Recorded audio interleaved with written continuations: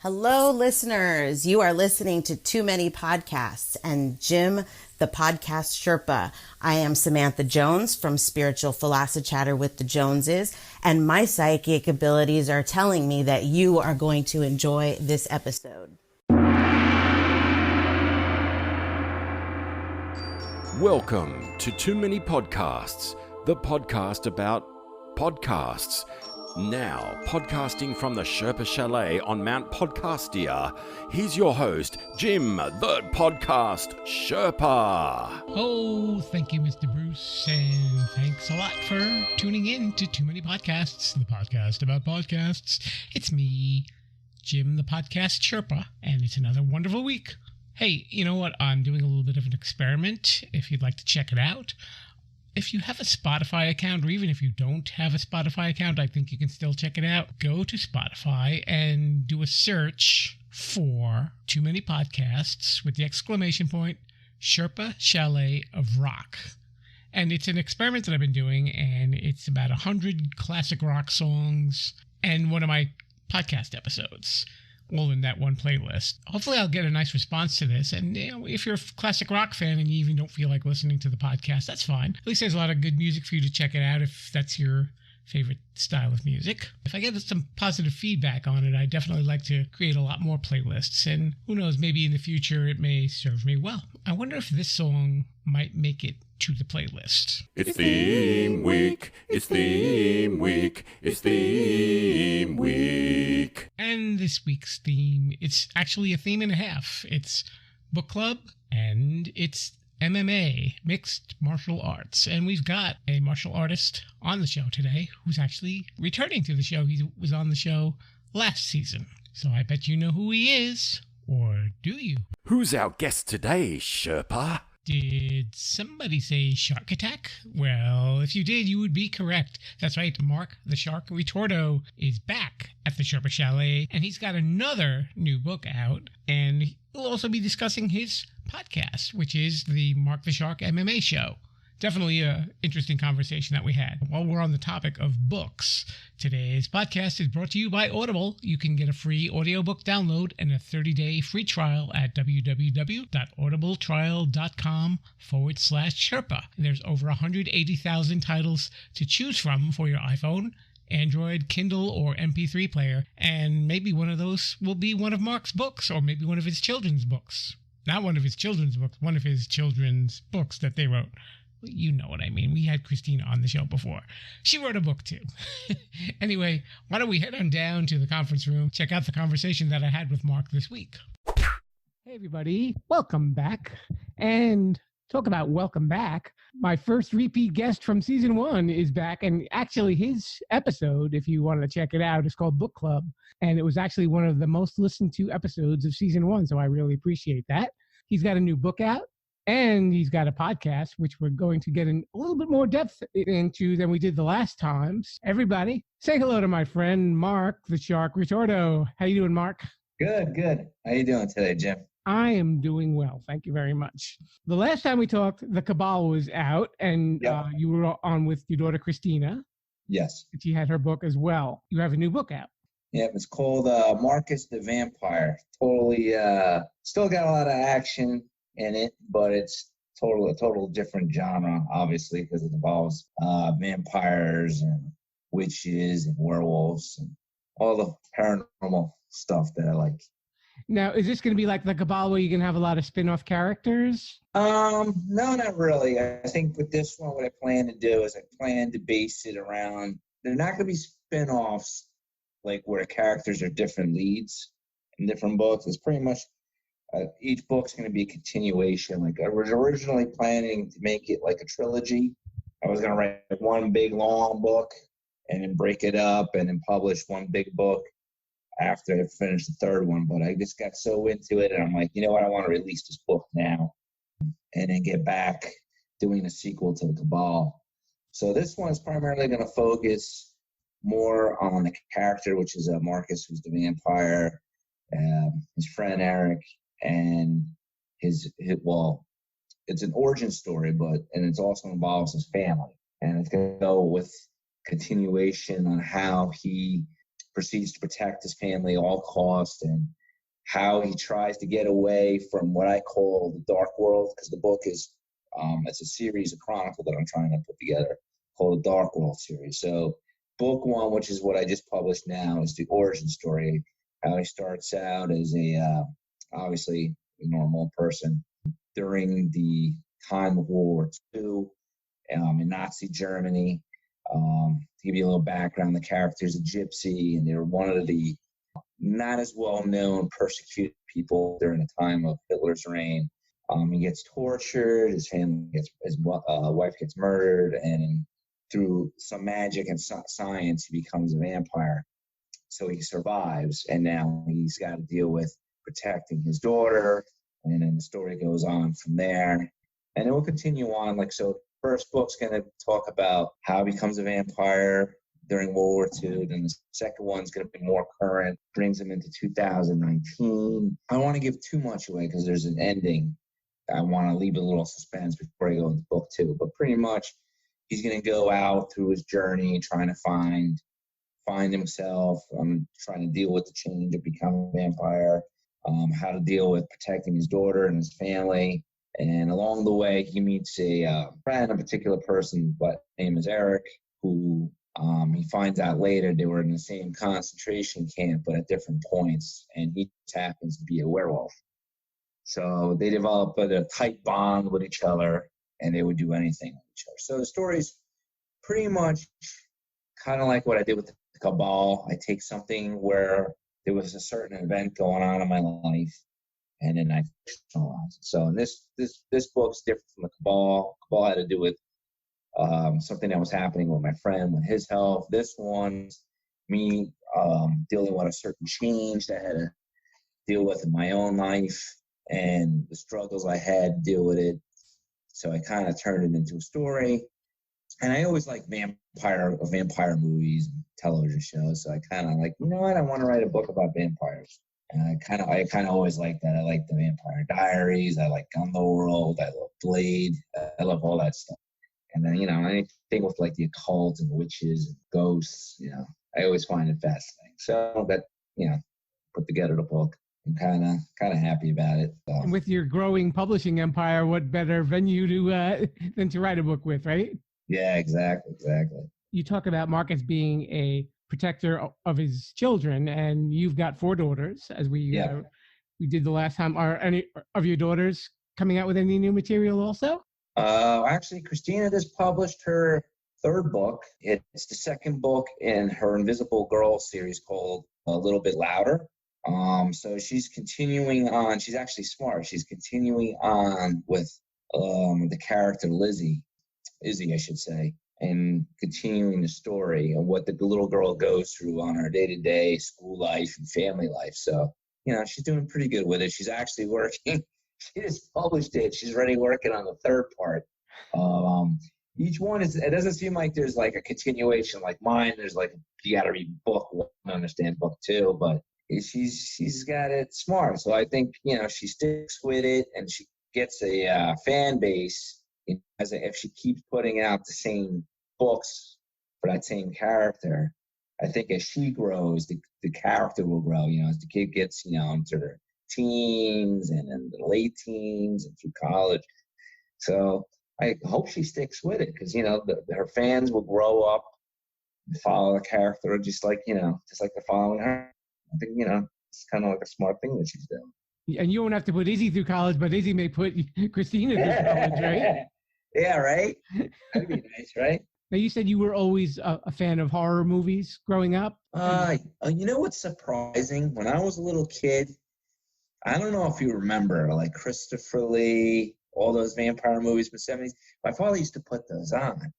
And those vampire movies, even today, are more scarier than the vampire movies they got now.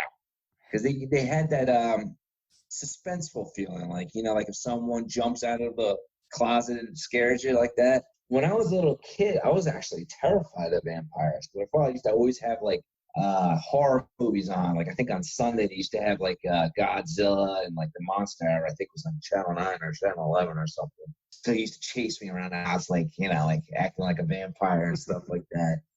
But then, when I got older, they changed the genre. They changed it so it wasn't like scary. They more they humanized them. So, especially I'm on into the Twilight series, but like with the Vampire series, Vampire Diaries television series, I like the spin-off. What were the originals? And I love Blade with Wesley Snipes. I love that. That had everything in there. I'm like, I actually thought of it. I'm like, they should have it, but actually the character was based on a comic book character that I didn't know about it. But I'm like, yeah, that would be good if they had like a hero that was really into martial arts and he battled vampires. Because that was like thinking of that when I was a kid. And sure enough, Stan Lee, who I think, in my opinion, is probably the greatest. I was obviously passed now. He was the greatest storyteller ever. I mean, even though they were comic books, he had a lot to say. I fell in love with Blade, and then a few years later, they came out with a trilogy called Underworld, which had to do with werewolves and vampires and how they were battling back and forth. They had like an eternal war going on for thousands of years. So I actually liked it, and I liked the Anne Rice novels, like Interview with a Vampire, Lestat, Queen of the Damned. Yeah, so that's the kind of genre I liked, other than, like the action-packed, like Jason Bourne or Terminator. That's the kind of genre I like. So now I'm wondering if there's a lot of garlic in your house, either to keep away vampires or if there's a good pizza going on. Nah. I actually do like garlic, though. Especially in my pizza. All right. So the last time you were on, we really didn't get the chance to talk about your podcast, and it's Marc the Shark MMA show. When did you first start getting interested in martial arts? I was interested in the martial arts since the age of 7. I had a beg and plea with my parents, so I really didn't get started till I was 14. How I got interested in it was my father was a black belt in karate, and when I was 7, he took me. I don't know if it was in Brooklyn or New York City. He took me to a demonstration, and he did a little demonstration where he was breaking boards and stuff like that. I'm like, wow, that was cool. And then not too far off, I don't know if you remember back when we were kids, because you seem like about the same age as me. They would always have black belt theater or kung fu theater on Saturdays, depending on where you live, like Channel 29. I think it was like some Philadelphia channel. Then I found out, started watching those, and I would go to the 7-Eleven, and I noticed all the Karate Illustrated and black belt magazines, and then I discovered Bruce Lee, and I was in love ever since then. I think the only time I really took a break was the 4 years I was in college. I kind of did it on and off. But then when I graduated college, I trained with a karate instructor in South Jersey by the name of Ray Martin. What I liked about his school is he had us do everything. He had us doing the traditional karate, but then he also brought in a martial art, which was kind of new at the time, called Brazilian Jiu-Jitsu, or at that time when they called it Gracie Jiu-Jitsu. And then a few weeks later, I think it was a couple months later, I saw the first UFC. And he was telling me about the guy, Royce Gracie, who was in the tournament. And, he met the guy, and that's just the new martial art that he was studying, sort of rooting for him. And I saw this little skinny guy beating guys that outweighed him by like 40, 50 times. He beat like 3 or 4 guys the same night. And back then, it was based on what they wanted to prove, which martial arts style was better. Was it judo? Was it boxing? Was it karate? But what the Gracie family wanted to do is to prove that their martial art was more realistic and more superior for street fighting. So this little skinny, it wasn't little, it was 6 feet, maybe 175, 180 pounds, beating guys that weigh like 230, 240. He beat them all under 5 minutes. And then he went on to win 2 other tournaments. Same thing, fighting more than one guy in the same night. So at that particular point, I was still like, I liked jiu-jitsu, but I still wanted to be more rounded. So I was still doing the karate at the time. So it wasn't that many boxing schools or Thai boxing schools back then. And then I went into my first jiu-jitsu tournament, and I took bronze.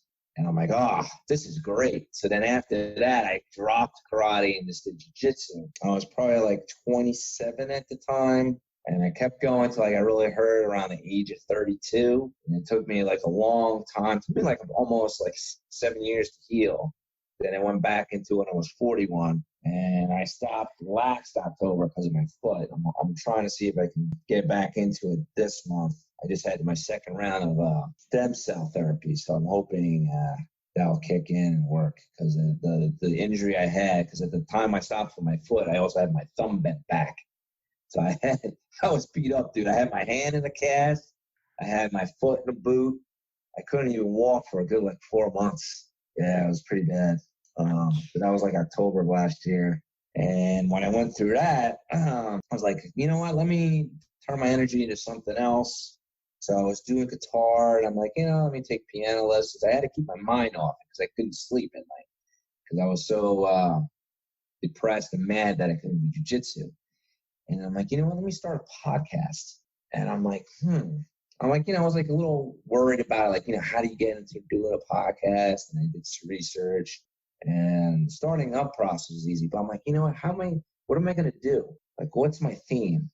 And a part of me was like, should I do one, which I still kind of thought I probably could have done because it would have been easier. It was like a jack of all trades podcast where, the Marc show, and have different guests from different backgrounds, which probably is a little easier.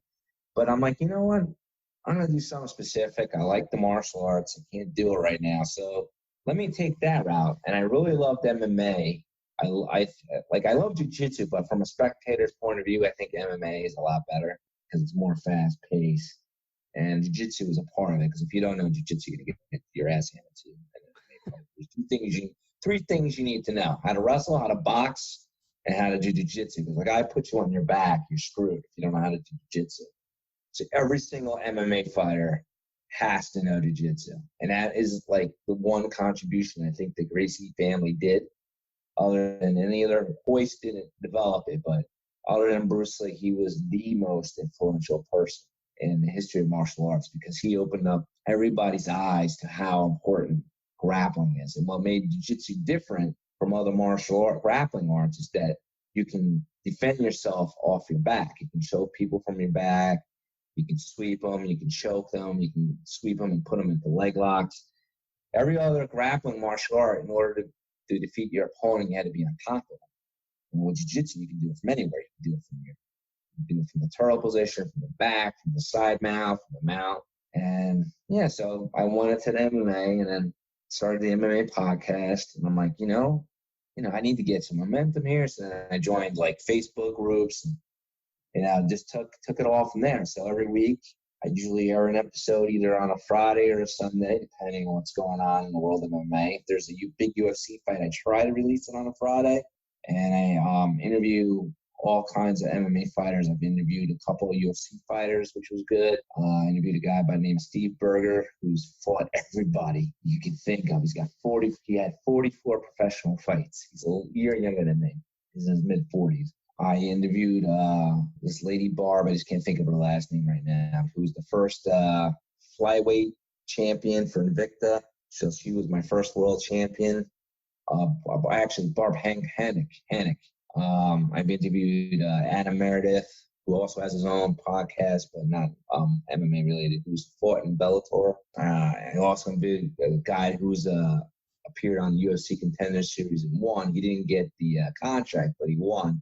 So I've been lucky through the connections I made on Facebook. I've been able to get a stable and consistent base of MMA fighters. And what I tend to do, which I think a lot of MMA fighters is I interview them for free. So I help them promote themselves, which is good, especially if they're trying to do this full time and they need to get a little exposure. It helps them. So they help me because I get the content, and I help them so they get some free publicity. When the MMA first came around, when it was first kind of debuting as a sport, it was having a little bit of a rough time. It had people kind of looked at it very differently, but then it kind of evolved into a rabid following. After the first couple of pay-per-view events, there was a senator who in my mind is, a great American hero, the senator just passed, John McCain, I think. Yeah, he actually banned the UFC from the U.S. So they actually had to go and hold the events outside the U.S. for several years. And then what happened was the show got popular. As it was getting popular, Dana White convinced his friends, the Tito brothers, who just happened to be loaded, because they own casinos in Vegas. He's like, listen, the guy who previously owned the UFC is looking to get rid of it because he's having problems because, it was banned from the US. They had a fan base, but since they were limited as to where they can hold their events, they can only do pay-per-view events. So he's like, listen, they're selling this thing for $1 million. I think it's a great opportunity. And they jumped on it. Ever since then, Dana White's been doing amazing things for the UFC. Then they had the reality TV show called The Ultimate Fighter, and I think it was on Spike TV. And for the finale, they hosted a fight. Guy won was Forrest Griffin. I can't forget the guy. I forget the name of the guy that he fought off the top of my head. But that event got so many views because of the reality TV shows, and it went to finale. And it got so much exposure from everybody outside the normal realm of normal UFC fans that it blew up the UFC. And then it just took off ever since that event happened when they had the season 1 finale. And then it just blew up from there. Then they got the contract with Fox Sports. Now they're with ESPN.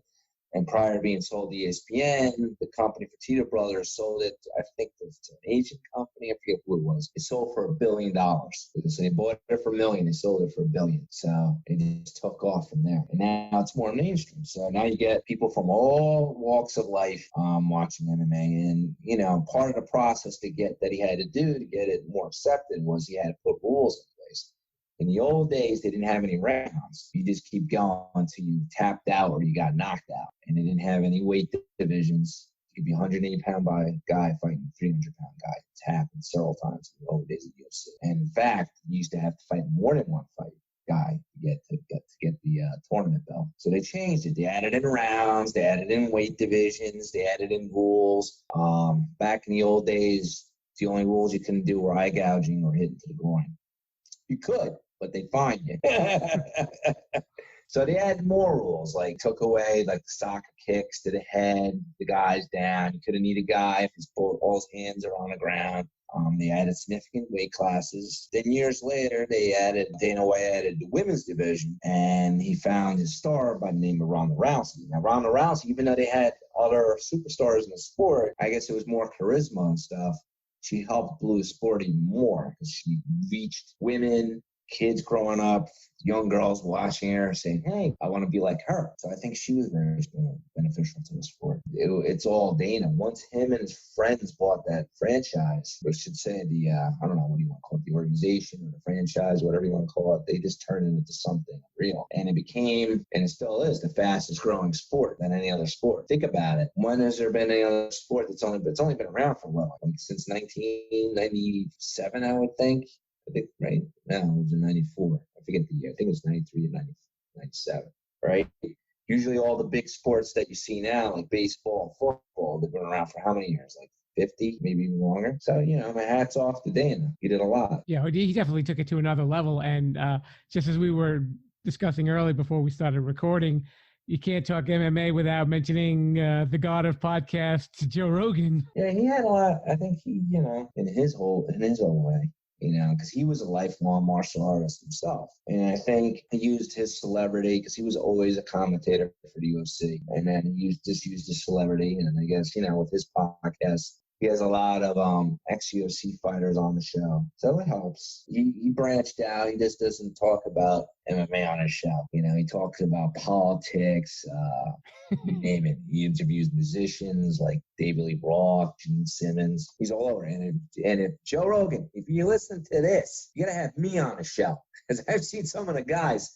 He has one guy on there. I gave him props in terms of jiu-jitsu, Lex Freeman.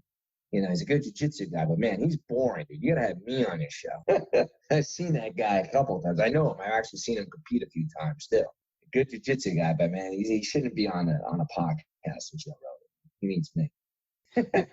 Maybe I should title this episode something that'll get Joe's attention. Yeah. You're Joe Rogan and you're reading this. Yeah, and also, if you listen to this podcast, also buy my book.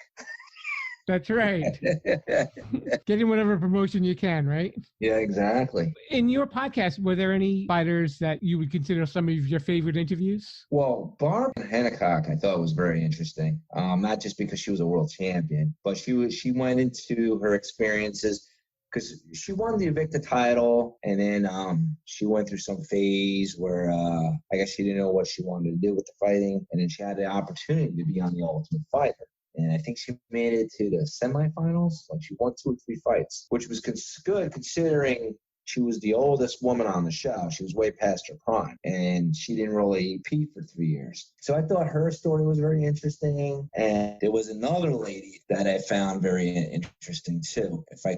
She's another MMA fighter that fights for Invicta, but she doesn't have a world title. Kelly D'Angelo. I had an interesting conversation with her. She fights in Invicta. Her husband's a mixed martial artist who hasn't gotten pro yet.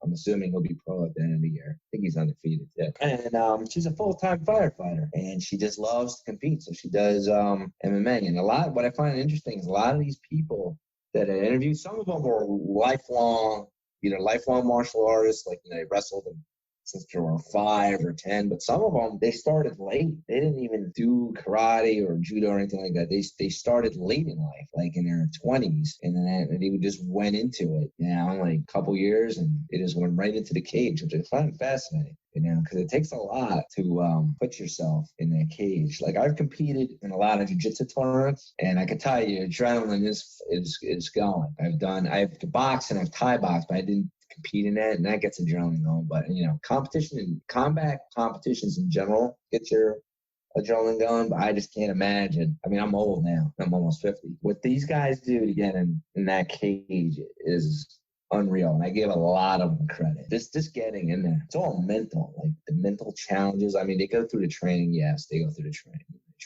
To actually get in that cage and to face another opponent who's trying to hurt you. And when you think about it, these amateur guys, they do not get paid. And even the professional ones, unless they're like in a big organization, they're getting paid like a couple $100.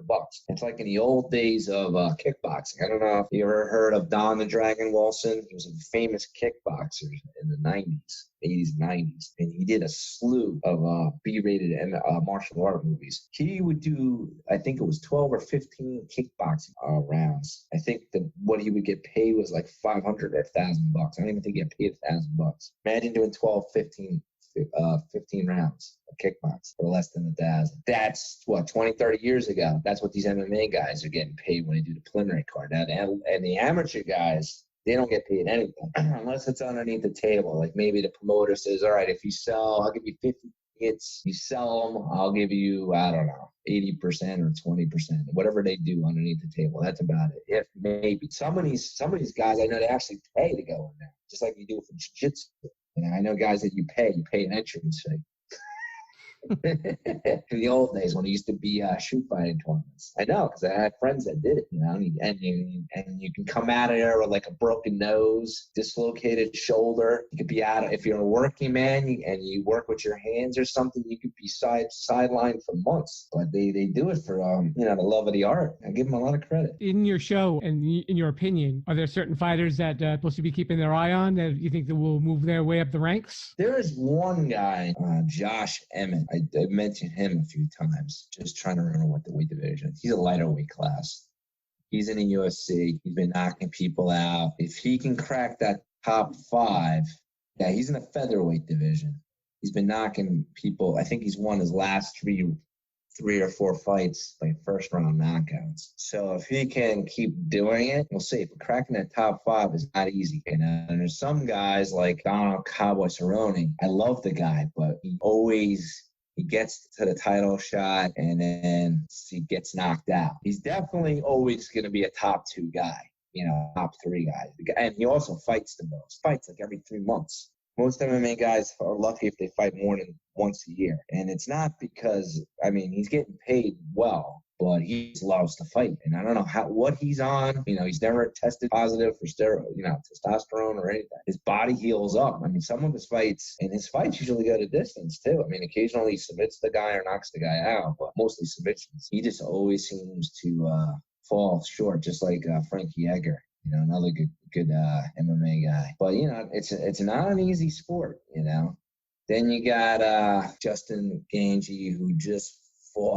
he just beat Donald Cerrone. He may be getting a title shot real soon. But I think everybody's expecting that because he was already world champion in a different organization. I'm keeping my eye on Josh Emmett, featherweight. You can crack that top 5. You never know. You might get a shot title one day. For somebody who's competed, in the martial arts of jiu-jitsu and karate, if somebody wanted to get involved and actually be an MMA fighter, what advice would you give them how to get started? Well, depending on where you live, like in the South, there's a lot of MMA schools. In Jersey, there's not too many. They're mostly like jiu-jitsu schools, and you got to shop around. It depends on what your goals are. If your goal is just to get in there and just to do a few fights, you can definitely get into it. But if you're looking to do it and think you want to turn pro, then you got to realize you're not going to be able to work a regular job. So you may have to live in your car for a while. A lot of fighters do, or they live at home. It's a full-time job. You're training like 6 hours a day, and the schools are not going to accommodate, or the trainers are not going to accommodate your hours. Most professional athletes, they're done training by 2, and then maybe they come in for one evening session. But it's not like 7, 8 o'clock at night. Like the average guy around here, get the works in the city till like 5 or 6 to get home at 7:38. My best advice is if you're starting out new and you never had any wrestling background in like high school or college, is to find a good jiu-jitsu school. And if you're from the Bergen County area, there's a few good schools I can recommend to people. My number one pick is where I used to train, which is Northern Valley, Renzo Gracie Northern Valley with Carl Massaro. And then he's got 2 black belts that spun off their own school. One is Ramapo, New Jersey. Guy Dan there is really good. Then you got Dave, who teaches in Warwick, New York. If you're in Manhattan, I would definitely seek out a Renzo Gracie school, the Renzo Gracie school, training with Renzo. And I suggest you try to get in some John Denner classes. He's like the top jiu-jitsu instructor for all, not just sport jiu-jitsu, but for MMA. That's who George St. Pierre used, and they also got striking there. If it was me, I would do jiu-jitsu, Thai boxing. If you're in New Jersey, there's very hard to find a good Thai school. In Jersey, there's one in Lodi called North Jersey Thai. That's where I used to train. And they got the guy there is a world champion. But if I had to choose, it would be try to find somewhere to teach you wrestling. Definitely do jiu-jitsu. You have to know jiu-jitsu. You got to, and try Thai boxing. If you can't get a good boxing instructor, because a lot of good boxing schools are unfortunately not in the best area, I would try to find a Thai boxing school. Because in my opinion, the best martial arts would be wrestling, jiu-jitsu, and Thai boxing. If you can learn all 3, you're golden. Not to disrespect the other martial arts, but those, in my opinion, are the best. Because Thai boxing, you're learning elbows, knees, kicks, punches, just like a boxer, but you're adding other areas using other limbs of your body. They call it the art of 7 limbs. And in jiu-jitsu, you learn submissions, both on your back and on top of the person. And then the wrestling, you need just to be able to take it to the ground. That's my opinion. So in other words, you basically learned how to make a weapon out of yourself. Yeah. You gotta like to get hit and like to be sore, and it's just the way it is. You're not, you're gonna be knocked up.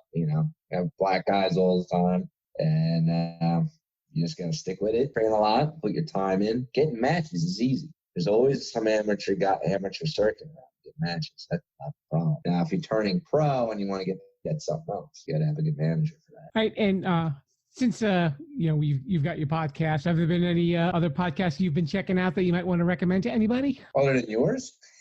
Well, thank you.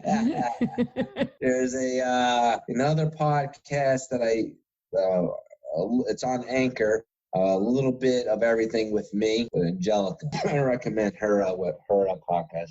She does it she talks about a little bit of everything.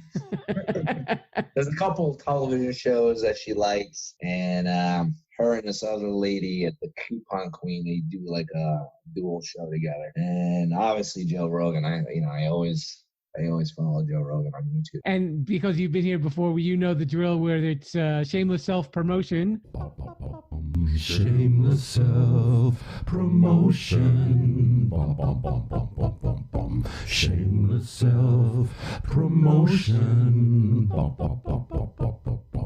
Yep. And, if you're interested in buying a book and you can't make the book signing, just go to our website, which is www.ritortofamilybooks.com.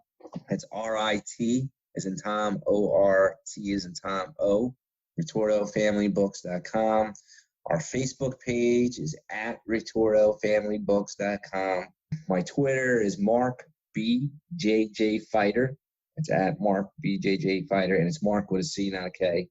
And then my Instagram is Marc, MARC_Ritorto. That's my Instagram account. And my YouTube channel, I have two.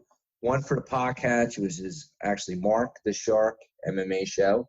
And then the one for the book from me and my daughter for the author business is Marc Ritorto Author. And then my Facebook page for Marc the Shark MMA Show is at Marc with a C, the Shark MMA Show. The website is www.marcthesharkmmashow.com. And again, don't forget to buy the books. I got The Cabal, Saga Begins, which is an action, thriller, suspense book. Hopefully I have the sequel coming out for that next year, hopefully. That's available in paperback, Kindle, and hard copy only on my website, not on Amazon or Barnes & Noble. But if you go to my website, you can choose who you want to buy it from. You can choose Amazon. You can choose Barnes & Noble. If you want the audiobooks, because The Cabal, my daughter's books are all available on audiobook too. There's a link there to buy the audiobook from, I think it's audible.com. The new book, the new books that we released are just now currently available in paperback and Kindle on Amazon only right now. It should be available in Barnes & Noble in paperback probably in another couple, like sometime after book signing. I'm focusing more on promoting book signing. Just go to www.ritortofamilybooks.com. Once you're there, all the links are there. You'll see links to our social pages, which site you can buy the books from. You can also buy swag. We got T-shirts and hoodies based on the titles of our book. The same thing with the Marc the Shark MMA Show. I got T-shirts. I got hoodies. I got crop tops for women. I got beanie hats, baseball hats. I'm going to be putting a lot more stuff. You can even buy shoes. Not yet, but eventually you can even buy sneakers on my website with my logo.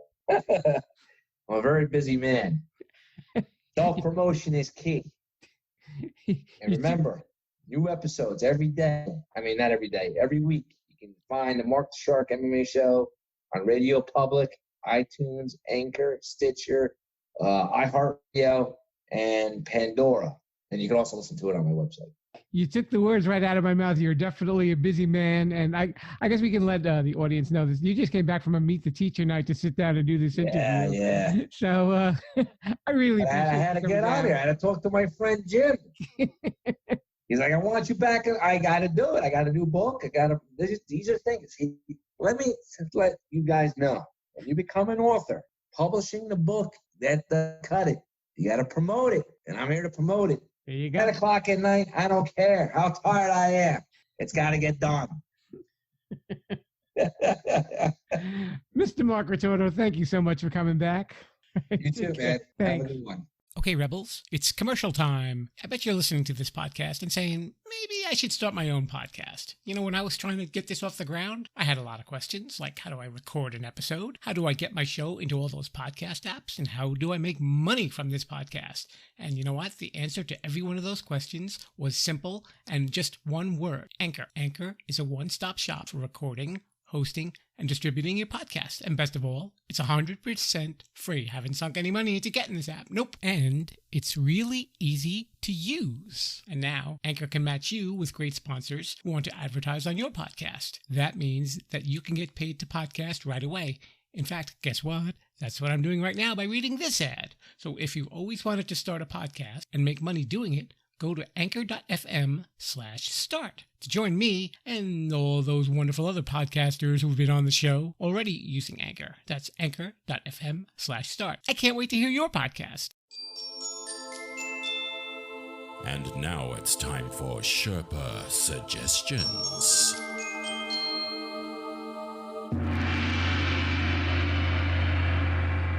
So if you're an MMA fan, here's a couple of podcasts that you can check out. Of course, there's the Marc the Shark MMA Show. There's MMA Untold. Fightful, which also covers professional wrestling. UFC Unfiltered with Jim Norton and Matt Serra. And You're Welcome with Chael Sonnen. Hey, you know, I know these MMA guys are really tough, but I have the one thing that can really protect myself from any of them. Really good lawyer. Thank you, Dirty Louie.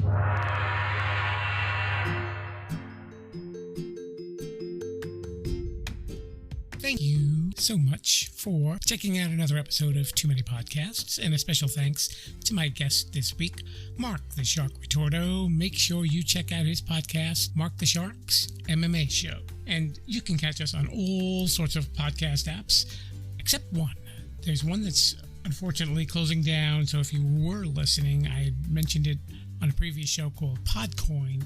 Don't listen on there anymore because you won't be able to hear anything at all, not even anyone's podcast. There are a whole bunch that you can listen to me on. You can listen to me on Stitcher or Spotify or Anchor or Google or Apple Podcasts or iHeartRadio. There's a whole mess of them. And like I said before, check out the playlist on Spotify. It's Too Many Podcasts, Sherpa Chalet of Rock. Yeah, rock on. And also, I'm working on getting on Pandora too, and when that happens, I will gladly let you know. And also, if you're listening to the show on Apple Podcasts or Stitcher or iHeartRadio, please feel free to leave a little review or a positive comment. And if you want to make a negative comment, send me an email at jimthepodcastsherpa@gmail.com.